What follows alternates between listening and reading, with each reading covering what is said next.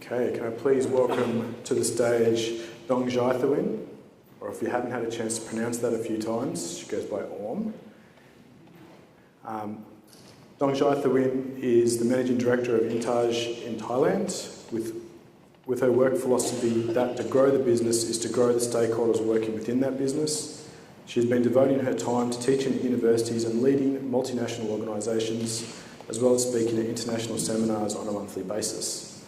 Additionally, with the emerging new generations in the workplace, she has been doing her PhD in Human Resource Management, focusing on understanding younger talents whose values and desires are different, but have enormous contribution to the business growth. Not only running IIeX Thailand, a member of the IIeX Group, which is the largest Japanese firm in the global MR. She is now the President of Thailand Marketing Research Association, or TMRS. Thank you. Thank you for having me here. Connecting to the mind of special wise species. We know that we are in the process of democratization era from marketing to politics. What we mean by marketing is moving from democratization era, we're moving from product-centric to people-centric. From marketing that focus very much on what we would like to sell, but we moved to what people want to buy, what they want to have. So from product-centric to people-centric. The second one on the consumption. We have moved from top of the pyramid, consumption, to the bottom of the pyramid. And with the vast expansion, with the growth, expansion and development of China and India, a lot of marketers, a lot of big companies have shifted the investment from the top of the pyramid to the bottom of the pyramid to target those volume, not the value of spending, but the volume is huge. From innovation, we moved from intellectual property to the wisdom of the crowd. In the past, you are what you have, but in this era, you are what you share. It doesn't matter how much you have, if you don't share, it doesn't make any sense. So like why we say that a lot of tycoons in every country that they do a lot of on donation because you are what you share. That's why Ice Bucket Challenge goes viral very quickly all around the world because you have to share what you are. Not only on the money, but your personality, your brand, your personal branding. And politics, all around the world, we have moved from representative politics to participative politics. You can say that in Thailand as a case as well. The recent one is in Hong Kong that people don't want to wait for their representative people to act for them. They really act on themselves. So they are participative politics. So all of this democratization era is happening around the world. And consumers no longer simply consume. They are empowered from regression to depression economy, from affordable hardware and software and every open source software, from overload information, isolated lifestyle. I would say that isolated lifestyle is well described towards the new generation people. They think they have many friends on Facebook and Twitter or anything, but it's very artificial relationship. If you talk to them deeply, they're quite lonely. That's why they have to have number to quantify that they have so many friends. They are empowered that so that they question, they are impatient, they find alternatives all the time. If you cannot give them solutions now, they find alternatives. They reject, they even sell to each other. They don't ask the brands, they don't ask marketers, they ask among themselves, then they compare. And in the past few years, we have heard a lot about the new generation. The new generation arise. The new generation means those are Gen Y. Gen Y are those in the early jobbers in our offices, around 25 to 32 years old, and Generation Z.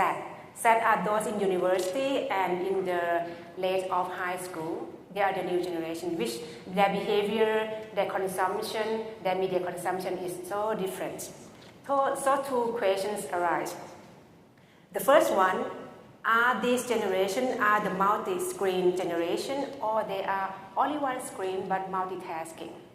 Because we can observe from the street that they are put their face on the iPhone, the smartphone all the time. Are they really on the multi-screen lifestyle as a lot of people describe them, or the multitasking? The second question, do their behavior driven by the age as we define them, or their behavior is driven by the cultural value among countries. Do the same generation have the same behavior across cultures, across country or not? So we did this study in the quantitative study plus MROC in 5 countries where IIeX has offices, which include India, Indonesia, Singapore, Thailand, and Vietnam. And this page describes how many screens, how many digital devices people in 5 countries use regularly. You can see that this is Thailand, this is Vietnam flag, and this Indonesia. Indonesians don't have too many devices. They are very unique, although they want to move forward, but they don't adopt or follow other technologies or other things, emerging trends very quickly. They are very individualistic. Unlike Thailand and Vietnamese, we adopt things very quickly. So most of the times that Thailand and Vietnamese have more screens than other countries here. We have the multiple screen consumption behavior that we are on smartphone plus television or smartphone, television, and the computer. Unlike India and Indonesia, they're either on smartphone or on television.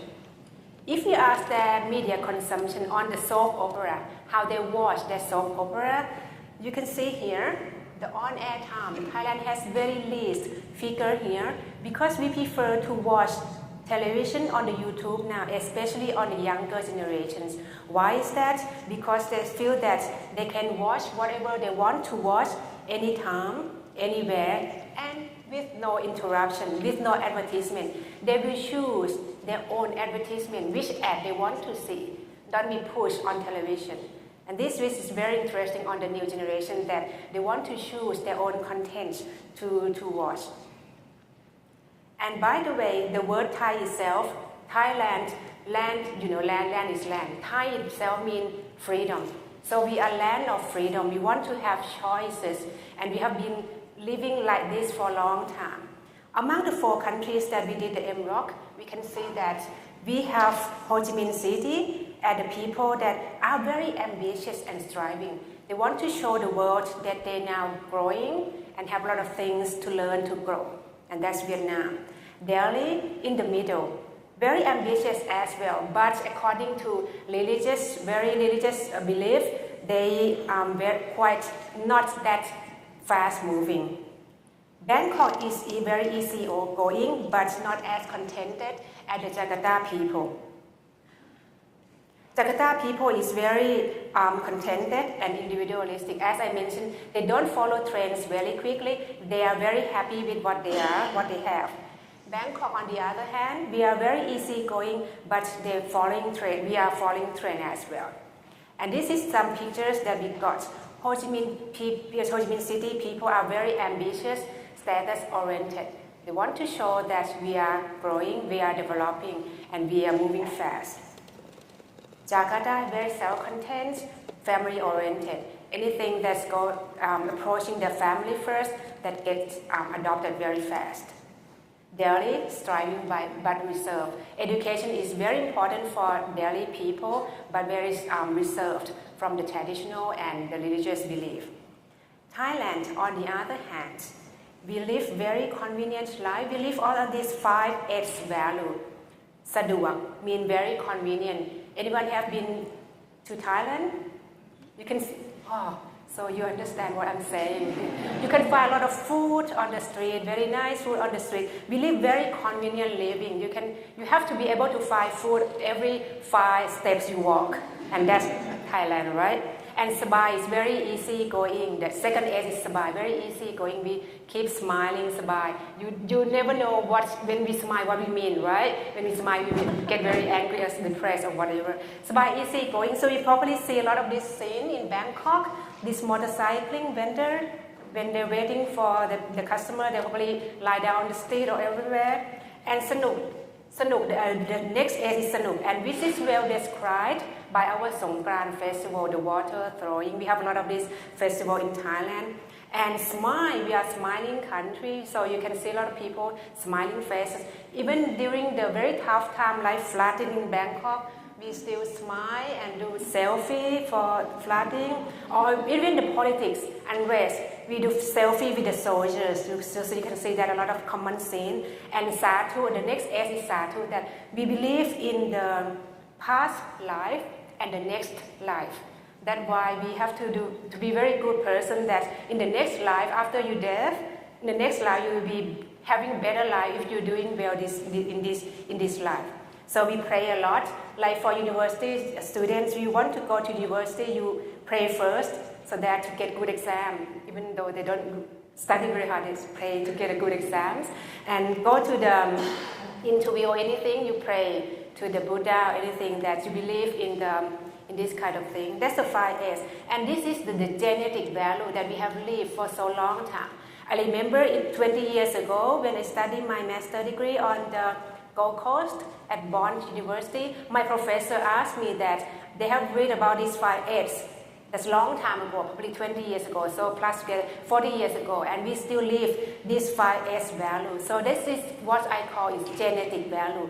The value that you don't have to learn, but it comes to you since you're born. Talking about the generations, the same questions about how many screens, how many digital devices you use regularly, you use heavily. Among the three generations, Gen Y, Gen Z, and Gen X, you can see that the Z generation prefer to have only one screen. They want to do everything on one screen, which is smartphone. They want to text, they want to watch television, they want all kind of activities on smartphone. They don't want to switch to television because television has advertisement that they don't want to watch. So this is the behavior of those, less than 20 years old. And Gen X, on the other hand, Gen X are those who have the multiple screen more than other people. I believe a lot of us here are Generation X. We have smartphone and we must have tablets or computers, right? Some people say because we cannot read that close. So you have to have the bigger screen to see a lot of things. And that's the Generation Z. And at the same time, if you ask the same question about their behavior on watching soap opera, they prefer to watch it on YouTube, where they can control their own content. They can select their own content anytime, anywhere, with no interruption. And what does it mean to do this? It means that, in the past, we know that goldfish has very short attention span, right? But so many recent studies indicating the younger generation has shorter span, 8 seconds. Oh my God. So if you are parents, don't be shocked. If your children cannot remember what you say to them, they don't listen. They hear what you say, but they don't listen. So here is different from listen, right? And probably the same to your younger generation at the office. They hear you what you say as a boss, but they don't listen. They don't believe you, actually. So the attention span is getting shorter among the new generations. They move fast because everything is on their fingertips. So in the past, we know that content is king and engagement is queen. But for this new generation, I would say it's totally different. It's moving, content is queen, engagement is king. It doesn't matter how good your content is, but if it does not engage or is not relevant, or as Annie, the first speaker, said, if it's not talking about them, it's talking about your brand, it's not engaging. So it has to be the personal, very in-person communication content. So engagement is king and content is queen. For example, for this guy, Tan is a tycoon in Thailand. I don't like him personally. He's not that, but he's very good aspiration and idol for the new generation. Every time he does the real-time marketing. And what he does is that, like for this guy, this Thai boxer, he didn't win the gold medal in the Olympics. But once he returned to Bangkok, Mr. Tan was at the airport, giving him 10 million baht. And as he said, he posted on his Twitter and Facebook that you are number one for Thais and you deserve this 10 million baht. So what he did is that his campaign was not about his green tea product. It was all about the human psychological needs. So he focused on the needs and the want. He always created the wants, expanding on the top of the pyramid of the self-actualization. And what we have learned from these two studies, the first question, multi-screen or multitask, which one describes the new generation? I would say it's more the multitask on one screen. And the second question, do their behavior are defined by the age or cultural value? It is both.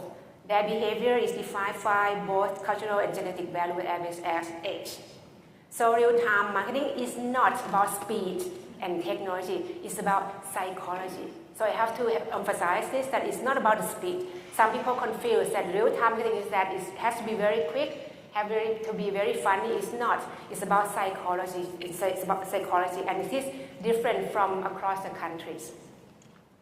And understanding consumer value, we have to understand the social norms and genetic values. Like for this guy again, the tycoon, he understands the Thai genetic values that believe the Sanuk, Saduak Smile, and recently for among the new gen, status and share, another 5S, status and share. Right, recently, when the iPhone 6 launched in Thailand, in Bangkok, he put all the new iPhone on these arcade games where you can pick up. If you can pick up the iPhone, you take it. So people they're very convenient, very sanuak, very sabai, very snook, very fun, and it's easy to post on the sharing status as well. So to wrap up, the real-time marketing among the new generation is good. However, you have to take three things into account. The first one is that you have to be culturally sensitive. The second one, that you have to participate in consumer life, not your brands. And the third one is that responding to consumer want and need, not the brands. So you have to talk to them as a personal branding, not about the marketing brand. So that's how we can engage the younger generation, especially Gen Y and Gen Z. Which generations are you?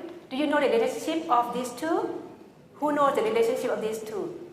You definitely not Gen Z. You definitely probably not the Gen Y, because Gen Z has no idea, not the relationship between the two, but they have no idea what this is. Because they're born with the iPhone, iPod, this kind of thing. What's the cassette? They have no idea. So congratulations, we are all Gen X and probably baby boomers. And thank you very much.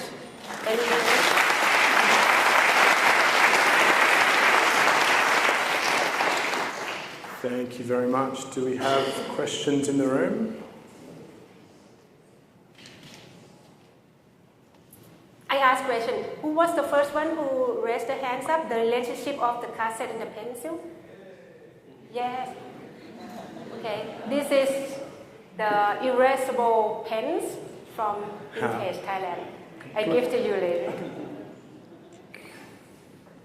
Can I just ask that any questions are asked very clearly and concisely for all, please? Hi, Ray here. Yes. Are people getting more similar across the country? So are Gen Y and then Gen Z getting more and more similar from Thailand and India and Indonesia, do you think? We get the Gen Z, they're getting similar in terms of adopting technologies and the fast-paced moving and the shorter attention span. However, the cultural behavior still define them. I mean, at some points, like Thai people are still very reserved, and we still smile, which is different from Vietnamese. They don't smile very much, but they are more active. So I think both the technology, both the cultural, the genetic values still define the behavior of the different countries. That's why if you go to the different countries in Asia, especially in Asia, you have to study their genetic value, because we don't express very much in words. It's inside here. So when I smile, I may be very sad, as I mentioned, and a lot of things that when we say yes, probably means no, especially the Japanese. You know, they are very don't express all the time, very neutral, the facial expression so the facial decoding in Japan doesn't work very well, because they don't express their feeling through their faces. You have to ask further. That's why qualitative insight mining still there a lot, has to be there. Not only the technology side, but the psychological side of people, to understand people in Asia is very important. Thank you. Any other questions? Yes. You're studying human resource management? Yes. What are some of the challenges of managing these Gen Ys At the workplace? in the workplace, yeah. Okay. So I guess you are the bosses here and you have Gen Y as your subordinates, right? And hopefully have problems managing them because, as I mentioned, they hear you but they don't listen to you. And they think they are very intelligent. So the Gen Y people, they think they are the first intelligent. They think they are expert in information technology. However, they are very impatient. They don't wait. If they ask you any question, if you cannot answer them immediately, they switch. So managing them is that you have to really engage, I would say engage, empower them a lot and assign them very challenging projects. Don't promote them yet. Because once you promote them, they switch to other companies. And you know what promotion means to them? If you promote them with higher salary but the same job, they feel that you are insulting them. When promoting them, it means that you assign them with more challenging jobs, with other type of tasks that they think they can contribute to the company, contribute to your team. So promoting, rather than promoting, asking them for more contribution for the new challenging job that they never done before. So believe me, don't promote them first, they leave, they resign. So I'm very interested in this topic and I'm doing my PhD on this and I read a lot of things across the world. It's very similar that don't promote them yet, they leave. So thank you very much. Thank you.